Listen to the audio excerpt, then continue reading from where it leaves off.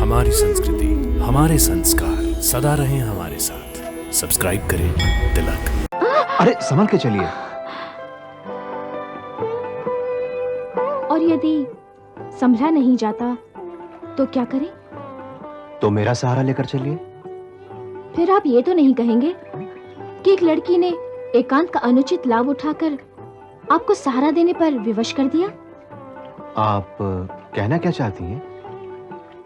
देखिए, आप ही ने तो उस वक्त कहा था कि एक लड़की की इच्छा जाने बिना उसका स्पर्श नहीं करना चाहिए, और यदि स्पर्श कर लो तो ये नहीं कहना चाहिए कि स्पर्श अच्छा लगा। परंतु उस समय तो मैं अचेत थी। आप मेरी इच्छा कैसे जान सकते थे? सुभद्रा, सुभद्रा,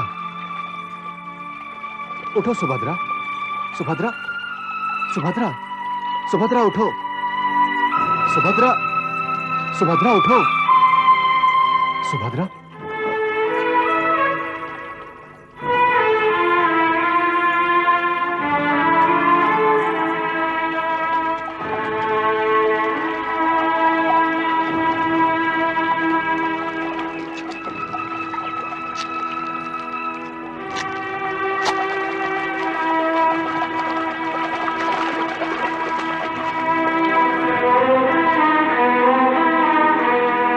सुभद्रा,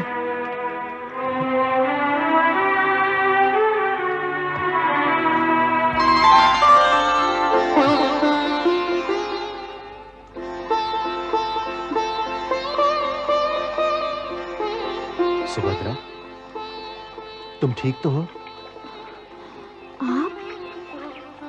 आप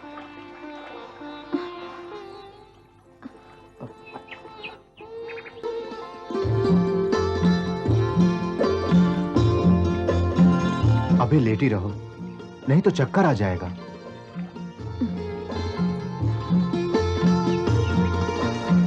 पहले थोड़ा पानी पी लो। आग के कारण जो अंदर तपिश हो गई होगी, वो शीतल जल से शांत हो जाएगी।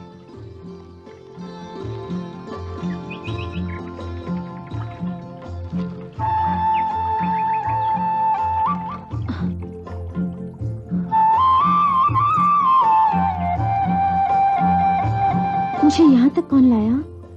मैं आप? कैसे?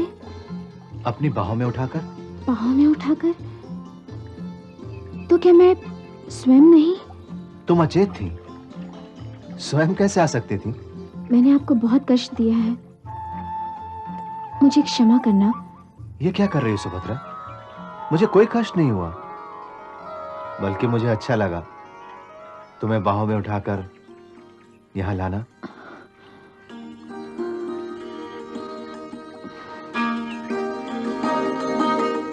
मेरा बोझ उठाना अच्छा लगा? मुझे तो बोझ का एहसास नहीं हुआ, केवल एक कोमल स्पर्श की अनुभूति हुई। वो स्पर्श बहुत अच्छा लगा। अच्छे लोग जब भी किसी पर उपकार करते हैं तो वो उस उपकार को दिखाना नहीं चाहते हैं, ताकि जिस पर एहसान किया है उस पर एहसान का बोझ न पड़े। इसलिए वो झूठ-मूठ ही एहसान को प्यार का नाम दे देते हैं। वही आप भी कर रहे हैं। फिर भी उपकार तो उपकार ही है। यदि उपकार का पूरा बदला न चुकाया जा सके तो भी हाथ जोड़कर धन्यवाद कर देना चाहिए। नहीं सुभद्रा, मैंने झूठ-मूठ का प्यार नहीं दिखाया। वास्तव में यही सत्य है कि जब तुम्हें बाहों में उठाया तो स्पर्श से मेरे अंतर की गहराइयों में एक अनजाने आनंद की लहर दौड़ गई। इसलिए अनजाने में मेरे मुंह से वो वाक्य निकल गया। उसके लिए मैं क्षमा चाहता हूं। वाह, किसी पर उपकार करने का ढंग कितना निराला है। उपकार भी करते हो और क्षमा भी स्वयं ही मांगते हो। क्यों? क्योंकि मुझे ऐसी बात तुम्हें इस तरह खुलकर नहीं कहनी चाहिए। क्यों नहीं कहनी चाहिए? वास्तव में किसी अकेली लड़की से उसकी मर्जी को जाने बिना, और वो भी एकांत में, इस प्रकार प्रेम की भाषा में वार्तालाप नहीं करना चाहिए। इसे एकांत का अनुचित लाभ उठाना कहते हैं, और यह किसी भद्र पुरुष को शोभा नहीं देता, ना ही ये मर्यादा है। इसलिए फिर से आपसे क्षमा मांगता हूं। देखिए, आप मेरे सामने इस प्रकार हाथ मत जोड़िए। आपको मेरी शपथ।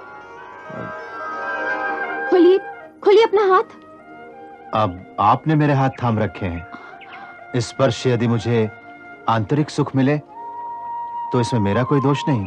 अब आप ये नहीं कह सकती कि मैं इस एकांत का अनुचित लाभ उठा रहा हूं। सचमुच आप इस समय हमारी निर्बलता का लाभ उठा रहे हैं, इसलिए अब हम एक क्षण भी नहीं रुकेंगे यहाँ। मैं वचन देता हूं कि तुम्हारी हर आज्ञा का पालन करूंगा। अब कृपा करके लेट जाओ और मुझे उस घाव की मरहम पट्टी करने दो।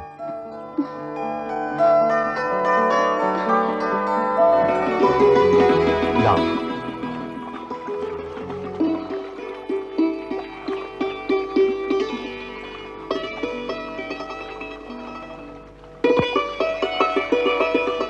आप कोई वैद्य हैं? नहीं। तो फिर आपको इन जड़ी बूटियों का ज्ञान कैसे है? ये कैसे पता है कि इस बूटी से ये घाव ठीक हो जाएगा? देवी, हम योद्धा लोग हैं। युद्ध में लड़ना हमारा काम है, और लड़ेंगे तो घायल होंगे ही। इसलिए हर प्रकार के चोटों और घावों का उपचार करने की विद्या भी हमें सिखाई जाती है। तो इसका अर्थ ये है कि आप हर प्रकार के घावों की चिकित्सा कर सकते हैं। अर्थात? सीधी सी बात है, घाव तो कई प्रकार के होते हैं। कुछ दिखाई देते हैं और कुछ दिखाई नहीं देते। हाँ, ये भी होता है। कई बार चोट अंदर लगती है। उसके लिए भी गुरुजी ने कई प्रकार के तेल आदि बताए हैं, जिनका प्रयोग करने से अंदर की चोट भी ठीक हो जाती है।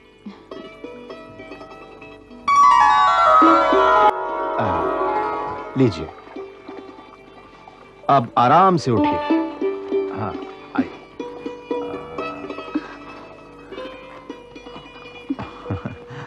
आइए, संभाल के।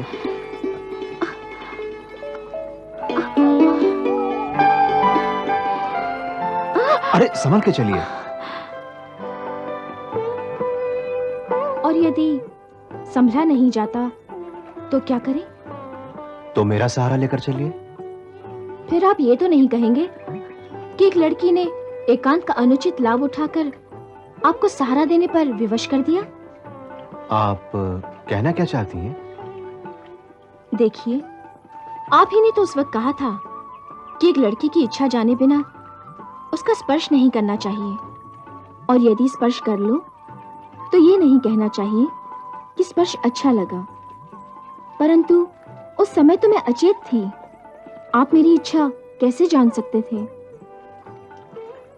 इसमें आपका कोई दोष नहीं। इसे निर्लज्जता नहीं कहेंगे।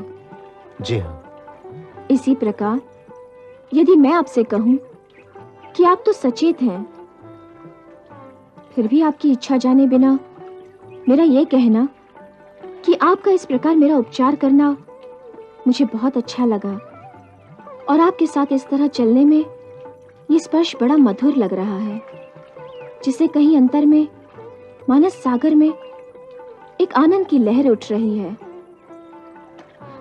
ये सत्य है, इसलिए कह दिया। अब आप इसे क्या कहेंगे? यही ना कि ये लड़की बड़ी निर्लज्ज है? नहीं, मैं इसे अपना परम सौभाग्य मानूंगा कि इस विश्व की एक परम सुंदरी कन्या को मेरी सेवा अच्छी लग रही है। उसे आनंद मिले तो मुझे परमानंद मिलेगा। आप बड़े चतुर हैं। यह आलोचना है या प्रशंसा? तुमसे रथ तक नहीं चला जाएगा। आज्ञा हो तो उठा लूं?